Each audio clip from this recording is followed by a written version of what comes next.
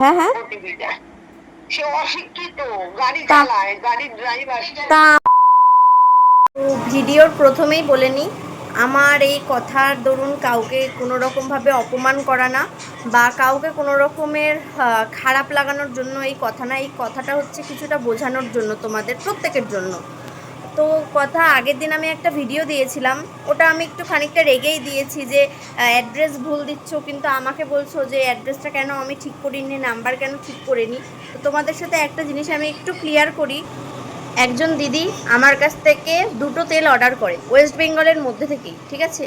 তো ওই দিদিও যদি আমার ভিডিওটা দেখে তো আমি বলবো জিনিসটা তোমাকে আমি শুধু মানে এই জিনিসটা বোঝানোর জন্য বলছি দিদি, কারণ আমার তোমাকে কোনো রকমের খারাপভাবে বলার এরকম কোনো ইন্টেনশন নিয়ে আমি ভিডিওটা করছি না।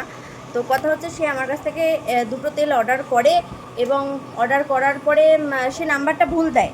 তো সে তখন খেয়াল করেনি, কিন্তু প্রোডাক্টটা যখন দিতে যায় তখন সবাইকে একটা ওটিপি দিতে হয়, প্রত্যেকে যারা যারা প্রোডাক্ট নাও জানো। তখন যখন তার কাছে ওটিপিটা চায় তখন সে দেখতে পায় যে না, সে নাম্বারটা ভুল দিয়েছে কোনোভাবে, ঠিক আছে। কারণ যেহেতু তার পিন নাম্বার ছিল, নাম ছিল, কোনোভাবে পার্সেল বয় তো তার বাড়ি পেয়ে গেছে, কিন্তু পিন নাম্বার সব ঠিক ছিল, ফোন নাম্বারটা ভুল ছিল, দুটো লেটার ভুল ছিল ওর মধ্যে। যাই হোক, তো সেই যার নাম্বারটা ছিল, দিদি যখন আমাকে ফোন করে বলে তখন আমি বললাম দিদি এখানে তো আমার কিছু করার নেই, তোমার প্রোডাক্টটা রিটার্নে চলে আসবে। তখন দিদি বললো যে ঠিক আছে, যার নাম্বারটা দিয়ে আমি তাকে ফোন করছি। তো ফোন করার পর তার সাথে যথারীতি কথা হয়। দেন দিদি জানে, দেন আমাকে ফোন করে যখন দিদি, তখন আমি দিদিকে বলি যে দিদি এরকম এরকম ব্যাপার। যখন দিদি বলে তখন আমি বললাম দিদি তাহলে তো তোমার পার্সেলটা আবার রিটার্নে চলে আসবে, তাহলে তোমাকে আবার চার্জেসটা শুধু দিতে হবে, মানে 50 টাকা, যেহেতু ওয়েস্ট বেঙ্গলের মধ্যে ডেলিভারি চার্জ, শুধু তেল নিলে, তেল আর শ্যাম্পু নিলে 60 টাকা, এটাও ক্লিয়ার করে দিলাম। তখন দিদি যখন আমাকে বলে যে এরকম তুমি আমার অ্যাড্রেসটা, এই অ্যাড্রেসটা আমাকে পাঠিয়ে দাও, আমার মানডে ফ্লাইট আছে। তখন আমি এটা কালকের ঘটনা বলছি। তো শনিবার দিনকার এই ঘটনাটা আমার সাথে ঘটে, আর আজকে রবিবার, কালকে সোমবার, মানে কালকে দিদির ফ্লাইট রয়েছে। তো এটা কোনোভাবেই পসিবল ছিল না যে আজকে শনিবার দিনকার সেই অর্ডারটা আবার ডিসপ্যাচ করে দিয়ে সোমবার, কখনোই ছিল না।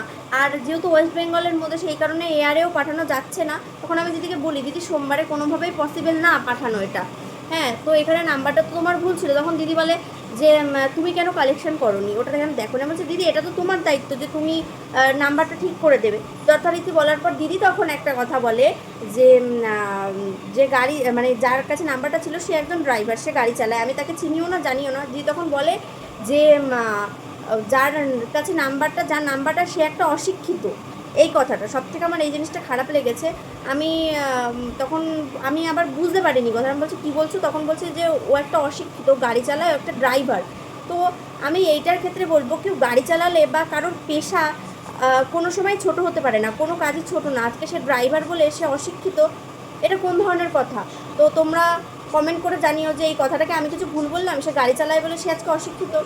তো সেই কথা আমি তখনও কিছু বলিনি। তারপর দিদি বলে যে তোমার কেমন রেসপন্সিবিলিটি, আমাকে বলে। আমি তখন বলি যে আমার রেসপন্সিবিলিটি এটা যে আমি তোমার প্রোডাক্টটা সঠিকভাবে সঠিক জায়গায় পৌঁছে দেবো। তখন বলো তুমি যেখান থেকে কোরিয়ার করেছো সেইখানের সাথে কথা বলাও। তখন যখন আমি যেই অফিসের থেকে কোরিয়ার করি সেই দাদা যখন কথা বলে, দাদার সাথে কথা বলে, আমি যতই তার সাথে ভালোভাবে কথা বলতে যাচ্ছিলাম, দিদি একটু রুডলিভাবেই আমার সাথে কথা বলছিল। আর তখন আমার ওই দাদাটাকেও বলে যে তুমি কোথায় কাজ করো কি, তখন দাদা যখন বলে আমি ডেলিভারি অফিস থেকে বলছি।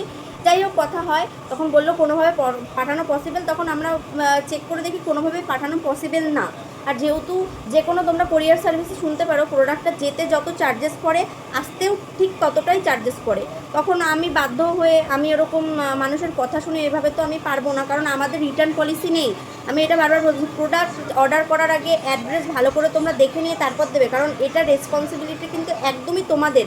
কারণ আমাদের ডেলি যদি 150টা অর্ডার আসে, 150টা নাম্বার আর পিন নাম্বার যদি আমি চেক করে দেখতে চাই, এটা করা তো কখনো পসিবল না। আশা করি আমার কথাটা বুঝতে পারছো। আমি কিন্তু কাউকে এরকম খারাপ মন্তব্য নিয়ে বলছি, এটা তো খারাপ ভেবো না, আমি তোমাদের ভুলটা ধরিয়ে দিলাম, এই জিনিসটা ভুল, ঠিক আছে। যাই হোক, সেই দিদির টাকাটা আমি, আমার চার্জেসটা কেটে নিয়ে আমি রিটার্ন করে দিয়েছি।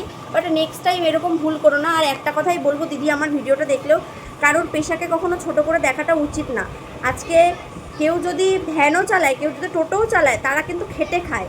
তো সেই মানুষটা ড্রাইভার বলে যে সে অশিক্ষিত, আমি এই জিনিসটা একদমই মানতে পারলাম না। আর আশা করি তোমরা ভিডিওটা দেখবে যারা, অবশ্যই তোমরা নিচে কমেন্ট করে জানিও আমি কিছু ভুল বললাম নাকি।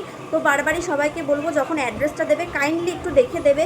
আর তেল আর শ্যাম্পু নিলে ওয়েস্ট বেঙ্গলের মধ্যে ডেলিভারি চার্জেস থাকবে 60 টাকা, আর ওয়েস্ট বেঙ্গলের বাইরে থেকে নিলে 100 টাকা। তেল নিলেও 100 টাকা, শ্যাম্পু নিলেও 100 টাকা, আর শুধু তেল নিলে 50 টাকা ডেলিভারি চার্জ করে। অনেকেই জিজ্ঞেস করো তেলটা ছেলেরা মাখতে পারবে নাকি, তো এটাও ক্লিয়ার করে দিই, ছেলেরা মাখতে পারবে। তো আমি ভিডিও শেষে এটাই বারবার বলবো, কেউ খারাপভাবে নিও না কথাটা। আমার যদি কোনো কথায় ভুল হয়ে থাকে অবশ্যই আমাকে কমেন্ট করে জানিও যে আমি এটা ভুল বলছি, কিন্তু আমি আমার মানে কি বলবো, যেটা মনে হলো সেটাই আমি আজকে তোমাদের সাথে শেয়ার করলাম। তো এটুকুই বলার ছিল। সবাই একটু কেয়ারফুলভাবে অ্যাড্রেসটা দিও। আর অল ইন্ডিয়া প্রোডাক্ট অ্যাভেলেবেল আছে, যে যেখান থেকে চাইছো প্রোডাক্টটা অর্ডার করে নিতে পারো তোমরা।